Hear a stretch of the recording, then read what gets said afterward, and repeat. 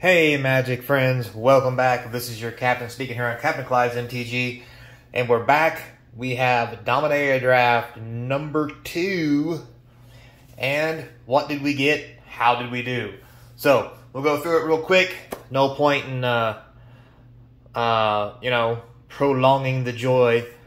So this is my second draft today. We just finished. Before I tell you my record and how I did, let's show you the cards I got and what I played. Start off with, here are the uncommons I didn't play with. They're all okay, I guess, for the most part. Obviously, you got a stack of commons. Won't need to go into that. The rares I didn't play, I got a foil Astro. Unfortunately, as good as he is as a 4-mana 4/4, getting a vehicle or equipment to go with him is actually kind of hard. I didn't get any in this entire 6-pack, so he wasn't worth playing. I didn't have any dragons, and my red was really weak, so I didn't get a chance to play this guy, although I think he'd be really good to play. Having a dragon in your graveyard would make this guy just incredibly good. Cruelty of Gix, as much as I've seen people play this and they like it, in Limited, I don't think this is good enough. That's just my personal opinion. I mean, 5 mana is a lot. I mean, maybe it has its place if you have the right setup. But for me, I did not, so I did not play that. So, what did I play? Well, I'm going to be, oops, sorry about that, bumping the camera. I'm going to be honest with you. I played half a mill deck, half a creature deck. And yes, I did mill people out. You can hate me in the comment section, that's fine. So I played blue, white, green for the most part. So here you have the phasing of Zafar. This is the 4-mana rare that lets you phase out things or Wrath. I used this card a couple times and it only lost once because I used it wrong. But every other game I used with this, it was really devastating just to be able to take my biggest creatures and hide them under, or phase them out, and then wrath the board. Like I said, I played a lot of walls, so I really just turtled up until I could get this out, and then hid my big creatures, turned all my walls into 2/2s, all theirs into 2/2s, and just started trading them off. So there was that rare. This here was an amazing card, I'm not going to lie. Mainly because you'll see why, but I had a lot of good cards in here. The ability of this card, a 2/3 with lifelink for 2 is already amazing. The kicker ability for you to get a card back from your graveyard as a creature makes this a must play in any deck if you're playing white. I don't care what color, what kind of deck you're playing. So,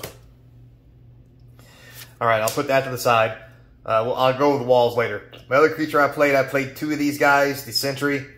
4 mana for a 4/4 with reach is just insanely good. This is probably one of the best common creatures in the whole format. If you play green, you must run this guy if you have one. I'm just saying. Also played the Tolarian Terror. I had a lot of instants and sorceries in my deck for a lot of reasons. One of them is because it kind of synergized with my wall. But it made this guy cheaper. So I played him several times for 4. Also, Ward 2 is very big in this format, so this is a good card to play if you've got the synergy for it. The Frostfist Strider. This 4/4 uncommon for 5 with Ward 2 is nuts. Not to mention when it comes in, it puts stun counters and taps things. Really helps you get across the battlefield. Plus, as a 4/4, it's just amazing. So, I got me an added card waste because I was playing blue-white, so yeah, there's that. These lands are great. Don't play too many. I played like 4 or 5. It wasn't too many, but just be careful. You can get into a loop. I've seen some guys playing like 7 or 8, and it made their deck so slow they couldn't function. We'll talk about him later with the walls. This guy was actually really good. What little I played him, it's a 2 mana 2/2 basically. And when he comes in, you choose a creature type. Those spells cost 1 less. You can exile him to reset him.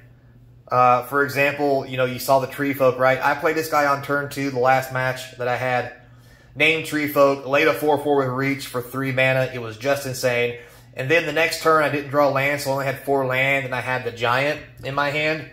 I literally, at the end of the turn, let the opponent do what he wanted to see what would happen.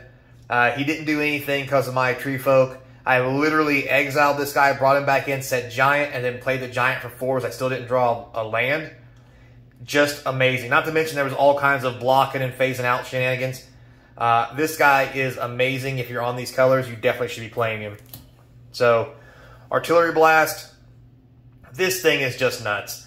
I'm playing 3 or 4 land every time. I mean, I was shooting this thing off for anywhere from 4 to 5. It will kill anything almost. This thing is just amazing. I mean, wow, it's so good.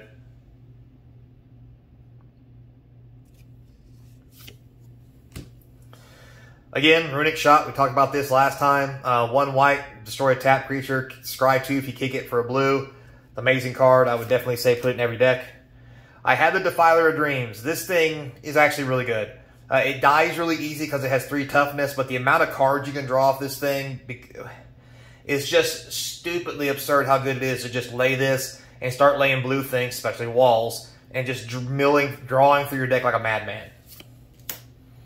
So there's another wall we'll talk about later. The Weather Seat Treaty. This is an amazing card. It's basically a 3 mana land fix that then gives you a 1/1 and then makes your guys really big. When you have your lifelinker out and this goes off on your lifelinker, just straight kudos. I would run this anytime I play green. Obviously, the land. Stall for Time. We talked about this last time. This is just, I don't know how this is not like the card. Yeah, if you don't kick it, you don't get stun counters, but 3 mana to tap things down and draw a card. If you tap it on their turn, they can't attack, so you don't need to stun them. But doing this and stunning them on their turn after they've untapped, which means they got a whole nother turn before they untap, this card's just nuts. It's just way too good. Again, like I said, second Tree Folk, thing's amazing. More walls. So Tear Asunder, probably the best uncommon removal spell. It's basically a exile for enchantment or artifact, which is already good for a green and 1. But if you have black to kick it and you pay 4 to exile target non-land permanent, this gets anything. Planeswalkers, big fat creatures, enchantments. I mean, you name it. This just destroys everything. It's an amazing card, and it's a must-play. Again, that thing. Tolarian Geyser is really great. The extra life from Kicker is really good when you're in a pinch. But if not, 3 mana to tempo your opponent and draw a card. Just really good. Joint Exploration.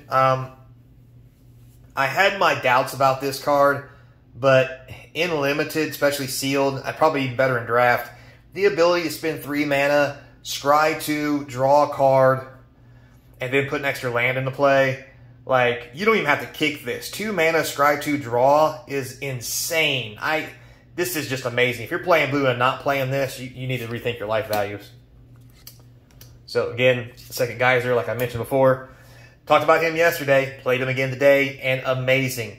The ability to kick this guy and get a card off top of your deck, it's just yeah, this is a must-play in green if you have blue as a kicker.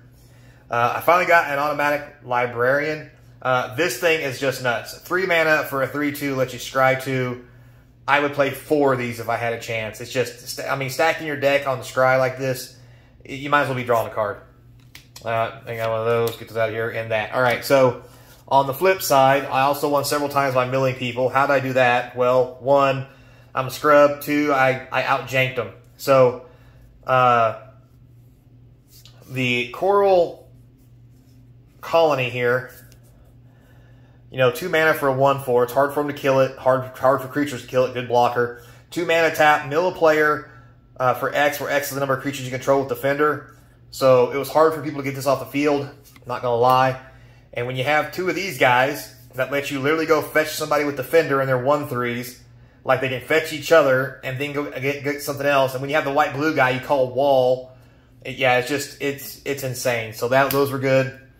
The Academy Wall, it's an 0/5, will block almost anything. And the ability to draw and discard, especially when you have extra land in your hand. I was holding extra land all the time, and it was just amazing to be able to be like, hey, I'm going to tap your whole field down, put stun counters on them, and I'm going to draw a card, discard this land, and then draw a card from the card I just cast. This wall is amazing with that whole synergy. This is an amazing wall just because it lets you look through the top 6 and get a land. This is mana fixing at its finest, and with that 4 mana one, I've got this before with that 4 mana card because I couldn't find the land I needed, just so I could go land hunting. And then this wall, oh my god. 1 white for an O3 may not seem like much, but a white and 2 to tap a creature, this kept me alive so many times when they had a flyer and I had no way to block it and just tapped their flyer down constantly so they couldn't hit me with it. Wall's amazing. So, at the end of the day, how did I do? Well, first, here's my box topper. Got me a Threats Undetected. I think this card has a lot of promise. I think it's going to take a while before it's worth anything, though. People will actually realize how good it really is. How did I do? Well, that's right. I went undefeated again, and we only played 4 rounds. You get 1 pack a round, so I got 4 more packs of set boosters. Booyah for me. So, what that means is I got 1 more round, 1 more pre-release to go to. I already have 8 set boosters. If I can get 4 more at the next one, that'll be 12. We'll do an opening series on it since the boxes aren't here yet. And we'll actually go through and see how these set boosters are laid out. That way when we actually start the set booster box opening series and draft, we won't have to worry about it too much, and it should be a good time. So, with all that said, guys, don't forget, like, comment, hit that notification bell. The comments down below is going to feed the YouTube algorithm. Don't forget to subscribe. We're trying to get to 1,000 subscribers.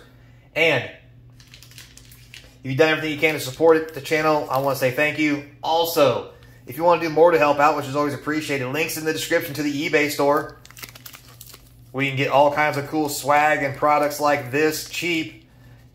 And if you get on Patreon, you can get even more discounts along with a monthly subscription to free swag, discounts in the eBay store, and prize drawings. And don't forget my email's in there if you have any questions, comments, or concerns, or you're just lonely and you want to talk to me, because Lord knows I don't have anything to do. Reach out and say, hey, hey. So, without further ado, till next time, be kind, and I hope to see you across from the game table. Bye-bye. Pre-release time.